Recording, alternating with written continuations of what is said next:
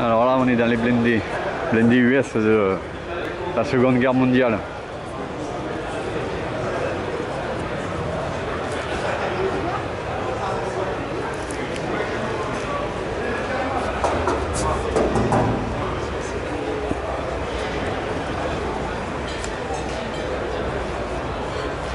Mitrailleuse dessus là.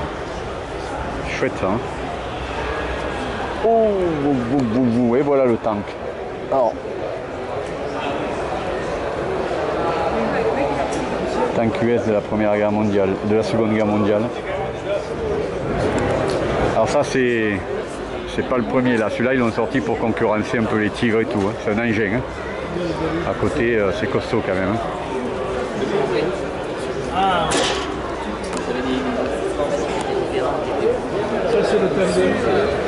C'est du 76 normalement. Bon, c'est un casque américain, c'est un casque allemand avec sur un char américain. C'est une sorte de trophée quoi. Et c'est un engin, hein, ça s'imagine pas, mais. Ah mais attends, c'est le. Ouais.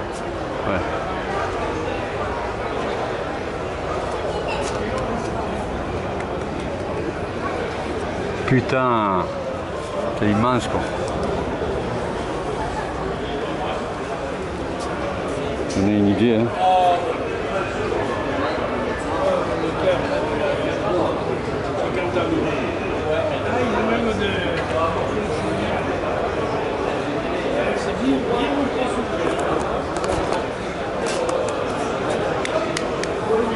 L'épaisseur du blindage, on le voit là.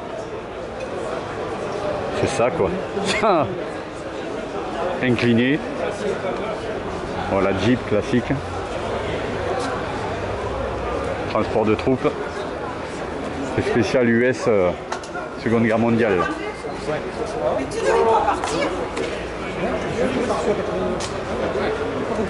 Voilà, c'est du 75, vous voyez. J'avais dit 76, c'est du 75.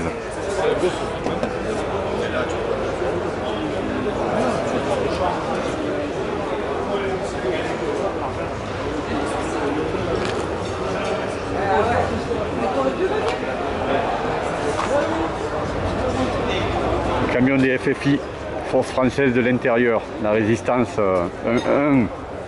une des forces de la résistance française.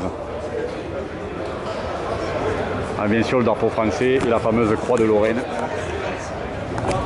qui marquait la résistance française et les Français qui ont refusé de capituler. Et puis après c'est du spécial ricain avec des jeeps, pardon. Un véhicule de commandement.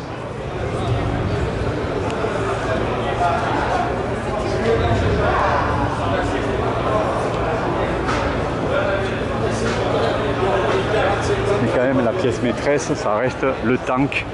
Alors c'est pas le plus connu, celui-là c'est la version qui est sortie après et qui répondait un peu au tigre. À la fin de la guerre, il est sorti ça. Il répondait au tigre allemand, hein, parce qu'il a un gros canon de 75. C'est ça qu'il connaissait.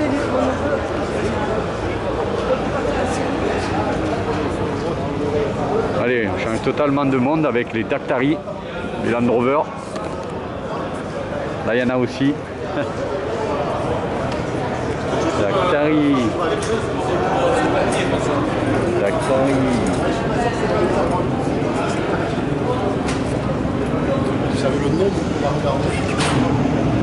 Et puis hop, on passe à la Première Guerre mondiale et les véhicules français, messieurs, Cocorico, des poilus de la Première Guerre mondiale. Fantastique. Berlier. Là, il est désossé là. Il y a du boulot. Ah la vache. Pardon. En fait, 40 000 km/h. Dans ça, il a travaillé sur le Voilà, véhicule de transport de troupes français de la Première Guerre mondiale. Véhicule, bon là naturellement c'est que la carcasse, mais c'était le camion de transport de troupes français de la Première Guerre mondiale. 7344 exemplaires ont été fabriqués pour l'armée française. Ce qui est impressionnant pour une guerre qui a commencé encore avec des armes de la fin du 19e siècle et qui s'est modernisée très rapidement. Là, il faut la... Alors, je sais pas comment ça se passe, mais il faut demander un certificat de conformité normalement. C'est génial de voir ça là. J'en adresse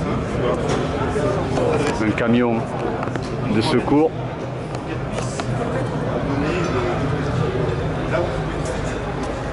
Ah, le fameux 75. Considéré comme le meilleur canon léger entre guillemets de la Première Guerre mondiale. Le 75 français, modèle 1897. Impressionnant de le voir. Ouais. Stridé.